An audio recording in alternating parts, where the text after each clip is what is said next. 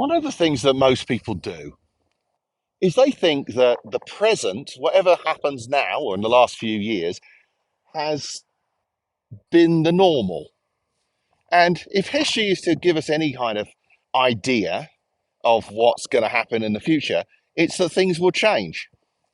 History's full of change, but people forget that because one, they either don't read history or don't remember it. And secondly, they think that what they've been doing for the last couple of years has been normal. A perfect example of this would be this whole concept that we've all got or appear to have in our hands now with this whole return to the office idea. We've got to get back to normal in the office. But the office isn't normal. In fact, for most of human history, there's no such thing even as an office or work. So, how could it possibly be normal? But even if you were to only go back a few hundred years, you go back to the beginning of the Industrial Revolution, a time when science and technology allowed the office to exist, or I suppose more accurately, demanded that the office existed. Well, think about that, right? Before that time, people worked from home if they were artisans. If they weren't artisans, doing things like metal workers, you could be a blacksmith, that could be an artisan. You didn't drive to work. You didn't commute to work. You lived above the forge.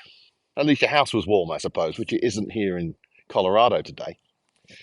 But for the most people working on a farm, you left the farm, or you left your front door, you walked outside, you were in the farm. From about the 1800s onwards, in Britain initially, and then the rest of the world, people started going to factories to work because that's where the power was, that's where the energy was, that's where the machines were. And the office was really the paperwork factory that sat on top of the kind of real factory, as it were, the place that actually built things. Now, from the 50s onwards, most of those factories moved somewhere else. They moved to the Far East, they moved to China, they moved to low-cost manufacturing. But the offices stayed, and increasingly those offices were full of the big, important machines. And what were they? Of course, they were the computers for offices that ran the organizations. And then the internet came out, and then everyone started going to the office to use the internet. And from about probably 2010 onwards, for most of us, we actually ended up with more internet bandwidth at home than we did in the office. And you actually think about the ramifications of that. If you go to the office to use the machine, well, think of it in these terms.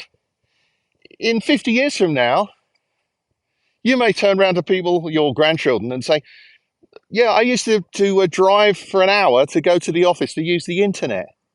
And they'd look at you and go, but didn't you have the internet at home? Yeah, well, yeah, we did, but they liked us to come into the office. Why? Well, they wanted to check in on us. Why? Well, because ultimately they didn't trust us. Now, this is a little bit like political reform. Every political party will tell you that they want to change the system, right until the point where they get in power. Then they don't want to change the system because they worked out how to pull the levers of the system well enough that it got them into power. So now I've worked out how to drive the machine. Why in blazes would I want to go to some other new system that I might not understand very well? So the moral of the story is that most of the people who are trying to get folks to go back to the office are the folks who did really well out of having an office-centric environment.